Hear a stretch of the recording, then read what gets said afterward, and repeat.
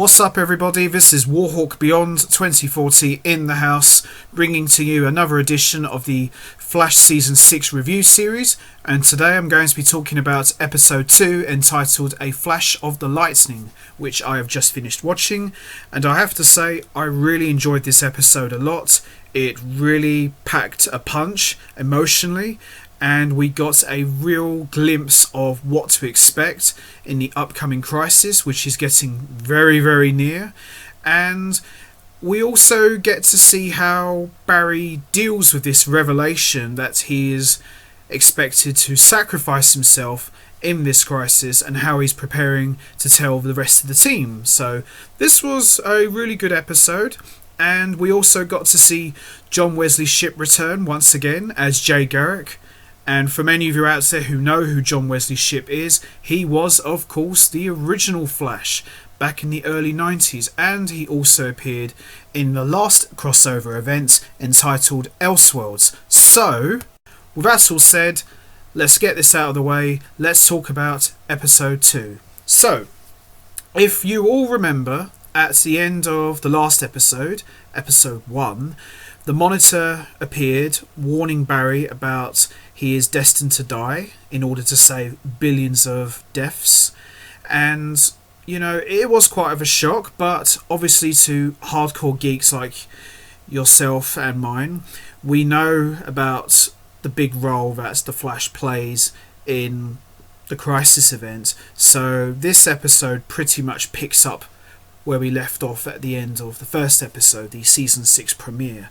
So we see Barry and Iris talking about the Monitor's warning, and Iris says that, well, it's a warning, but it's not entirely set in stone. I mean, we've had brushes with death in the past, and, you know, we've been able to change the future.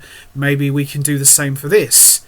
And Barry says that the only way to know for sure how this crisis happens is he needs to see it for himself. So he plans on going to December 11th, which is the day after he's supposed to disappear and die. So what Barry wants to do, he wants to jump forward in time and see how this crisis plays out. I've got to tell you, when Barry said that, I got absolute chills. I was thinking to myself, right, we've seen a little glimpse of what happened in the first episode of Arrow. So Barry is going to see it for himself from his view, but so much more. So I was really on the edge of my seat for this one. So I was really excited to see how this was going to play out. So Barry starts running at his fastest and runs to create a portal to the day where the crisis takes place, but he injures his leg due to antimatter. Now, for many of you who know what antimatter is where it's kind of like a red cloud or white wave of energy where it wipes out the entire Earth, which is what we saw in the first episode of Arrow. So he injures his leg, and you see half of his leg with a big hole in it. Now, if not for the fact that Barry was a speedster, he would have probably have died on the spot. So he goes to see Gideon, and Gideon suggests that he goes to see Jay Garrick, who is an expert in the field of antimatter. So Barry travels to Earth 3, and we see Jay Garrick on a walking stick. Now, Jay Garrick, in his Earth, he's quite old, so he's not going to be as fast as he used to be. This is kind of like a shout out to the old Flash of Two Worlds graphic novel, which I have, by the way. And he's quite old, and the older he gets, his speed slows him down. So it's kind of good that we got to see them pay homage to that scene. And Jay Garrick also introduces Barry to his wife Joan, who is a doppelganger of Barry's mother Nora. So you can imagine when Barry sees Joan, he thinks he sees his mum, which was quite a very sad but emotional moment. And even I got a bit emotional. It's like, oh, I know it's not Barry's mum, but oh my gosh, it's just really, really sad to see that.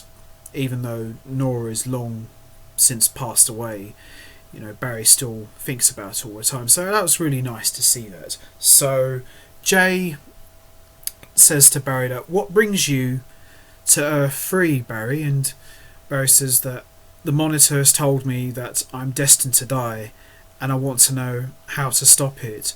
I want to jump forward in time and see the crisis for myself, so I can figure out a way to prevent this from happening. And I know what you're going to say. You're going to say I'm absolutely crazy for doing this. And Jay says, you know what? I think you're doing the right thing, and I've got just the thing that can help you. So they hook up Barry to some technology, and they put on Jay's helmet on Barry's head and put some wires around his brain so that he can jump forward in time. And what we see, my God, if anyone didn't get chills seeing this, then I surely did. What we see is a massive cloud of antimatter, similar to the one we saw in the first episode of Arrow, but a whole lot more. We see Star Labs get wiped out. We see Killer Frost. We see Cisco, who's back as Vibe. Not sure how, but we'll probably get something of an explanation somewhere down the road. We see Elongated Man. We see everybody get wiped out of existence by antimatter. And we see Iris also get wiped out. And Jay says that Barry is not just experiencing one timeline, he's experiencing all 1,000 of potential timelines all at once. And we get a shot of Barry in his full Flash costume running at full speed, and he just disappears out of existence. And I've got to say that moment really scared me, and it was very, very chilling at the same time. I mean, just imagine for a second you're running as fast as you can at full speed, and you literally are seeing your whole body just fade away. I mean, it's a pretty scary moment. I mean, not just that, you're seeing everybody else around you just disappear before your very eyes. And quite frankly, I think getting wiped out of existence is worse than the snap from Avengers Infinity War, in my opinion. I mean, at least those guys didn't feel anything, they just faded away into dust. But in the Crisis, everyone just gets wiped out on the spot. It's quite scary.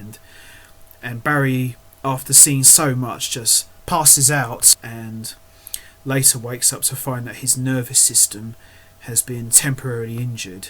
And Barry tells Jay and Joan that I saw all the future potentials of what could happen, and the Monitor was right, that in order to save everyone, I have to die.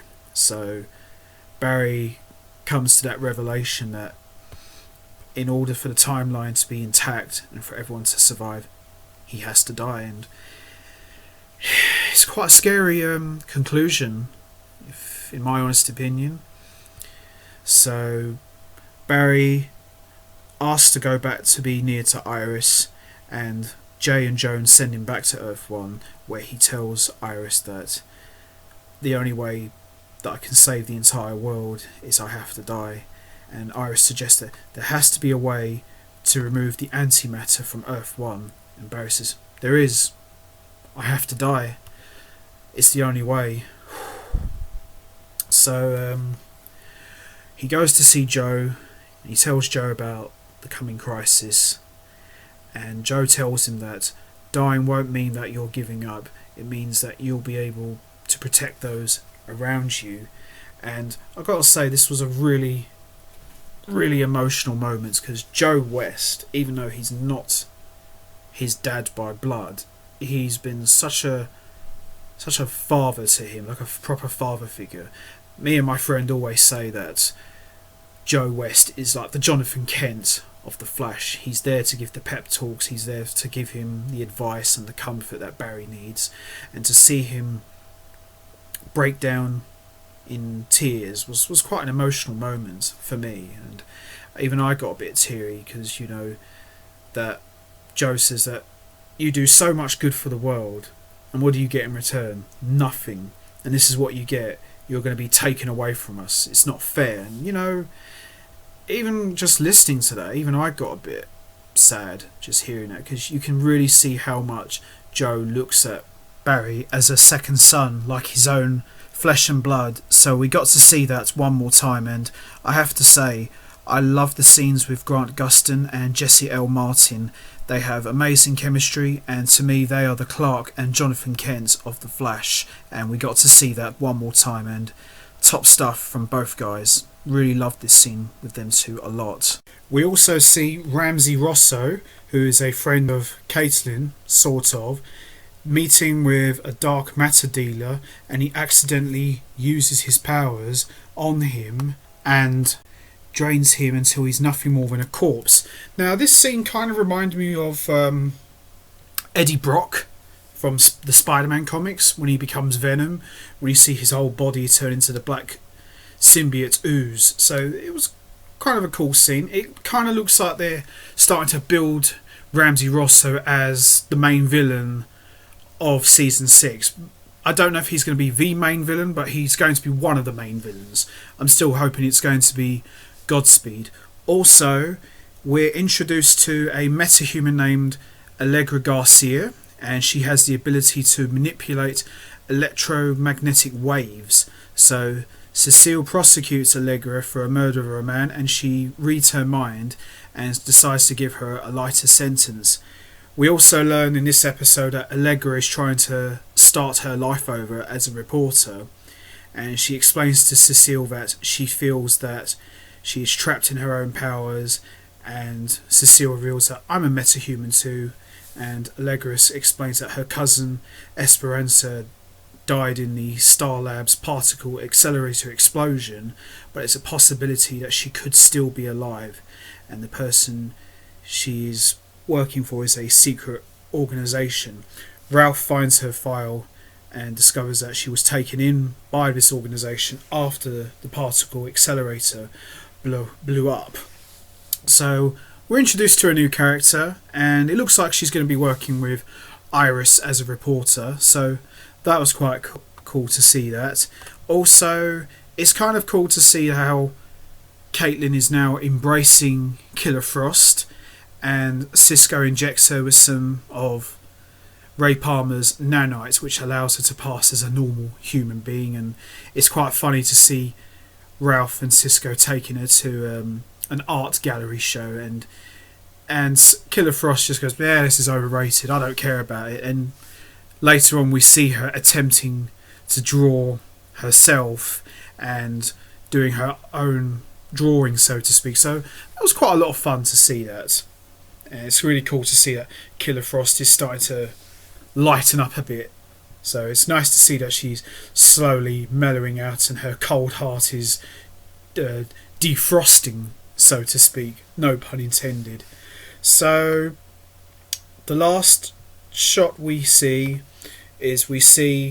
Jay and Joan saying goodbye to Barry and Iris before leaving back to Earth 3. And the shot of them two leaving through the breach, it kind of looked like Barry's mum and dad going into the Speed Force and saying goodbye to their son. So it was a nice moment, even though it's not really their parents, they're just doppelgangers of their parents. So that was a really nice scene to see that. So Barry and Iris embrace each other, and Barry reveals that he's accepted the fact that he's going to die, and he needs to prepare the team for a life without the Flash, and that's how the episode ends. So overall, powerful and emotional episode.